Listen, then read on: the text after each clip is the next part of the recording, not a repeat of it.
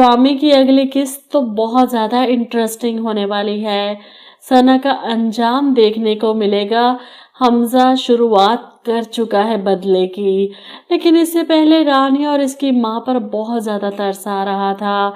आज की किस्त में जिस तरह माँ को पानी पिलाने के लिए रानिया ने मदद मांगी और जब कोई नहीं आया तो मजबूरी में वॉशरूम से पानी ले आई माँ को पिलाने के लिए, बेबसी की इंतहा हो गई।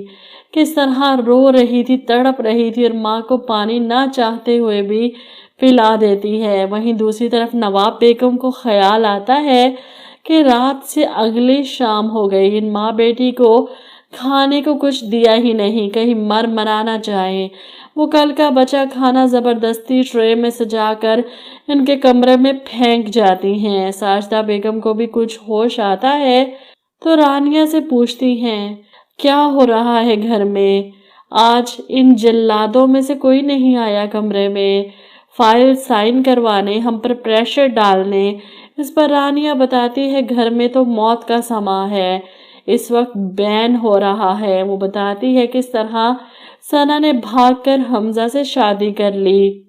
ये तो गनीमत है, इन लोगों को ख्याल आ गया और ये बचा कुचा खाना हमें दे गई, वरना पता नहीं और कितने अरसे भूखा रहना पड़ता। साजदा बेगम रानिया से कहती है, खा क्यों नहीं रही खाना?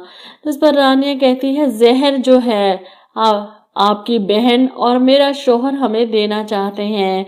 ये सुनकर साजदा डर जाती हैं, तुम्हें कैसे पता चला इस खाने में जहर है? इस पर रानिया अपनी भोली माँ को बताती है, क्या हो गया है अम्मी आपको क्यों समझ नहीं आ रही? इनके जहर आलूदा रवैये देख कर भी नहीं समझ पा रही। पहले सारा सारा दिन आपको नींद की गोलियां देकर सुलाई रखना और अब हम दोनों की जान के दुश्मन बन गए हैं। कोई भी नहीं है यहाँ पर अपना, सब बहरे और गूंगे हैं जो देख कर भी नहीं देखते, सुनकर भी नहीं सुन पा रहे। इसे अपने ताया ताई और हमजा से गिले हैं जिन्होंने दोबारा कोशिश ही नहीं की इन दोनों माँ बेटी से मिलने की। इधर नवाब बेगम को किसी पल सुकून नहीं मिल रहा, बेटी पर जोर नहीं चला, इसे अपने साथ न ला सकी। ये बात इनसे बर्दाश्त नहीं हो रही।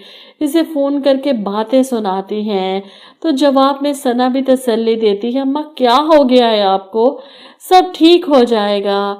जिस पर नवाब बेगम रोते हुए कहती हैं, कुछ ठीक नहीं होगा सना, कुछ ठीक नहीं होगा।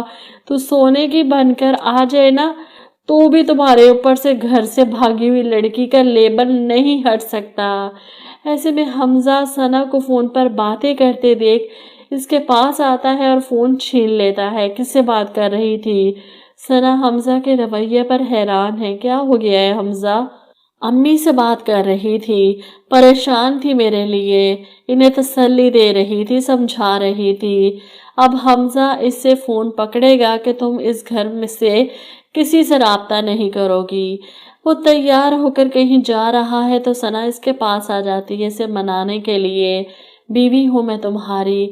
जिस पर हमजा इसका हाथ झटक देता है, इतनी आसानी से तुम्हें बीवी कहलाने का हक नहीं दूंगा। सुना तुमने? हमजा की बात सुनकर हैरान है सना, ऐसा क्यों कह रहे हो? जवाब में हमजा कहता है, जब तक मुझे तुम सच नहीं बताओगी। उस दिन क्या हुआ था? सना परेशान, किस दिन की बात कर रहे हो? क्या कहना चाहते हो?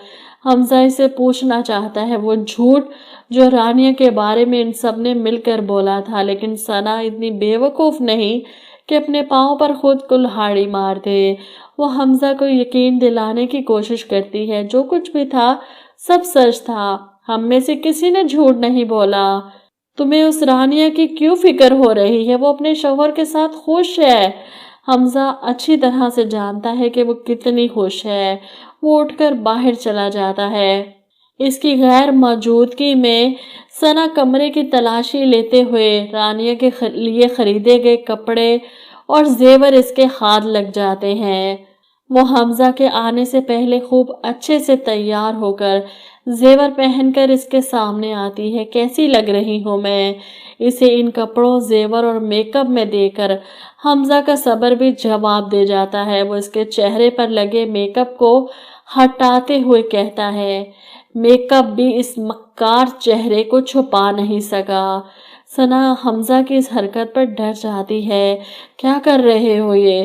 اس پر حمزہ اس کو بالوں سے دبوچ کر کہتا ہے، مجھے اور رانیہ کو برباد کر دیا تم لوگوں نے، یہ سب کچھ کیوں کیا تم لوگوں نے؟